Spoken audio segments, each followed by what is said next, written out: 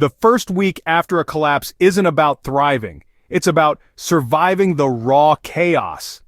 Imagine for a moment that the unthinkable has happened. Society as we know it has collapsed.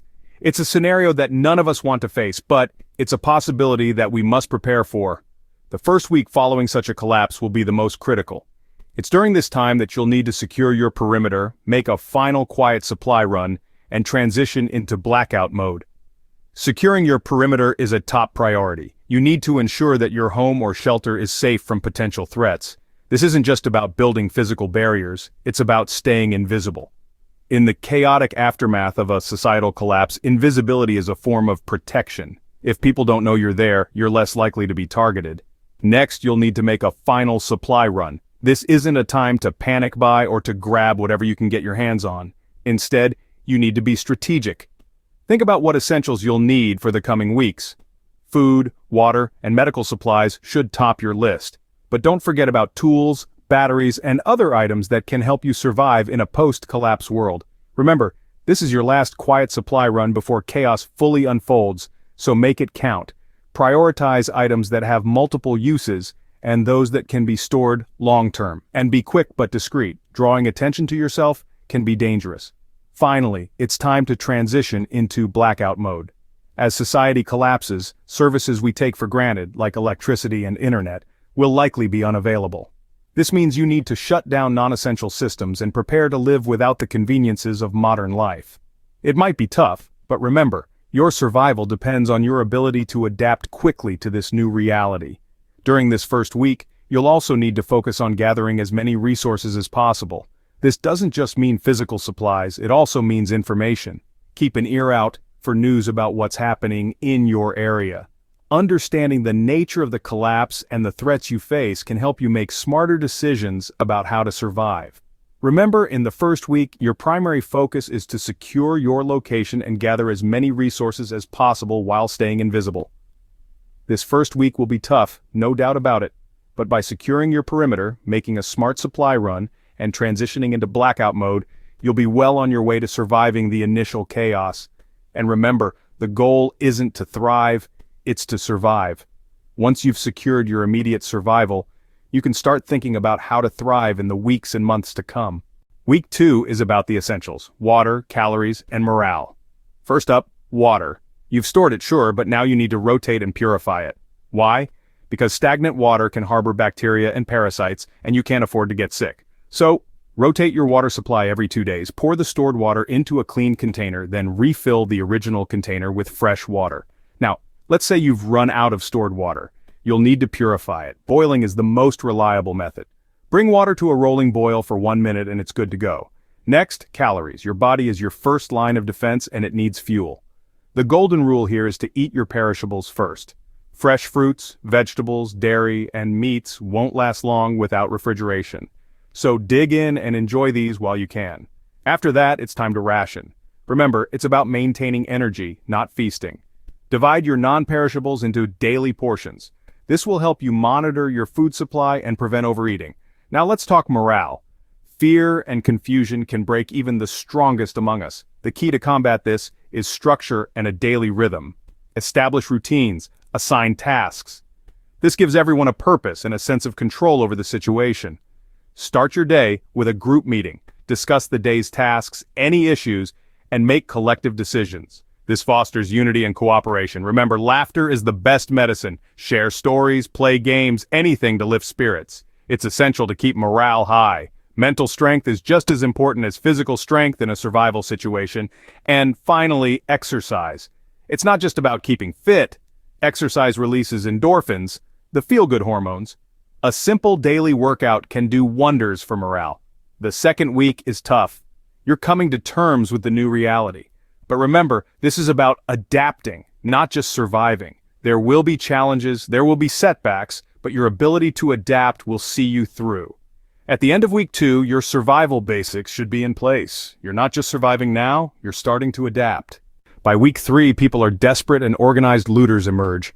It's time to fortify and rest. As society's collapse continues, desperation grows. The immediate chaos has settled into a grim new normal. Now, more than ever, your security measures and fatigue management become critical. So let's talk about fortification.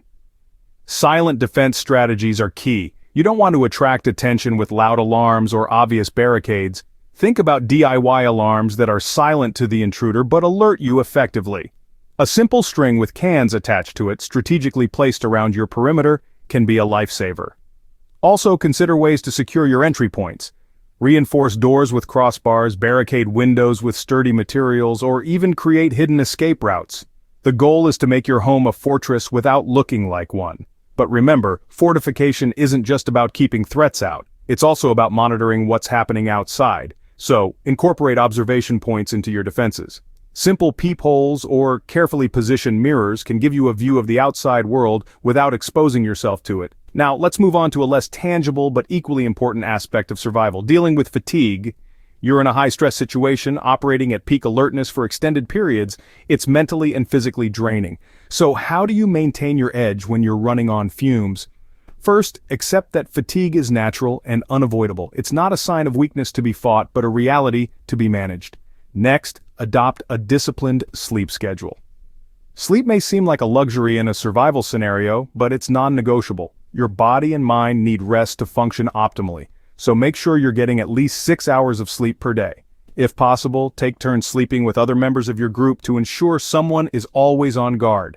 During your waking hours, take short power naps whenever you can. These can significantly boost your alertness and cognitive functioning. But remember, never let your guard down completely. Always have a system in place to alert you of potential threats, even while you're resting. Also, don't neglect your diet. Your body needs fuel to fight fatigue. Prioritize high-energy foods and stay hydrated. And finally, take care of your mental health. Find small ways to relax and decompress. This could be anything from meditating to reading to simply enjoying a quiet moment of solitude. It's these small moments of peace that can help you maintain your sanity in a world gone mad. By the end of week 3, security and fatigue management should be your top priorities. Remember, fatigue can be as deadly as any external threat. Stay vigilant, stay rested, and stay alive. And remember, the key to survival isn't just about outlasting the chaos. It's about adapting to it. Week 4 brings new challenges: illness, isolation, and the need for adaptation. When society collapses, problems we once thought were mundane rapidly morph into life-threatening challenges. Without the regular services we take for granted, the simple act of dealing with trash and human waste becomes a critical task. Without proper sanitation, illness can spread like wildfire. In this blackout period, the risk of disease extends beyond just the common cold. We're talking about dysentery, cholera, typhoid, diseases that thrive in unsanitary conditions. It's time to get acquainted with blackout sanitation methods. First, designate a specific area for waste disposal, far from your living quarters and water source. Dig a pit, or better yet, a series of pits. After each use, cover the waste with soil to reduce the smell and deter flies. Second, manage your trash. Burn what you can, but remember, smoke can draw unwanted attention. Bury what won't burn. Compost organic waste if feasible. Third, practice good personal hygiene. Keep your hands clean. If water is scarce, use hand sanitizer. Brush your teeth. Keep your living quarters tidy. It's not just about being neat, it's about staying healthy. As for isolation, it's a double-edged sword. On one hand, it can keep you safe from external threats, but it also leaves you vulnerable to loneliness and the dangers of a single perspective. Trust becomes a commodity, a luxury even, in this new world. Meeting new people isn't just a social event, it's a potential threat, but it's a threat that can be mitigated. Watch from a distance. Observe their behavior. Are they aggressive? Do they respect others' boundaries?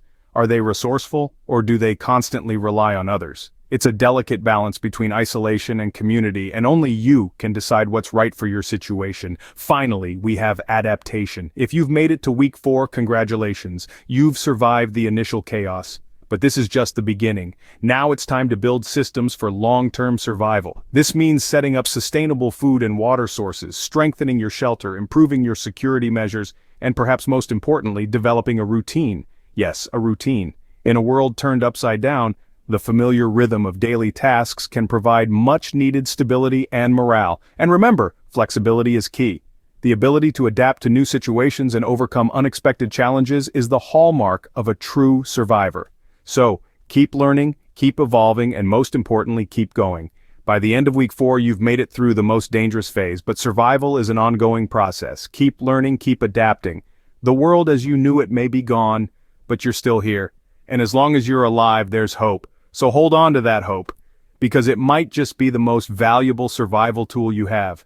In the past 30 days, you've learned how to survive the initial chaos of a societal collapse. We've covered how to secure your perimeter and gather resources, the importance of water rotation and purification, and how to establish a calorie plan. We've discussed strategies to combat fear and confusion, how to handle the emergence of organized looters, and the importance of maintaining your mental and physical edge. We've also talked about dealing with potential health threats and how to evaluate strangers or potential allies without putting yourself at risk.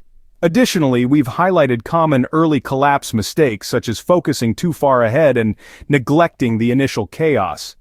We also discussed the crucial decision of when to bug out versus when to stay put. If you found this video helpful, hit that like button, subscribe for more survival content, and drop a comment. What's your day one move when the grid goes down? Stay ready, stay hidden, survive the first 30.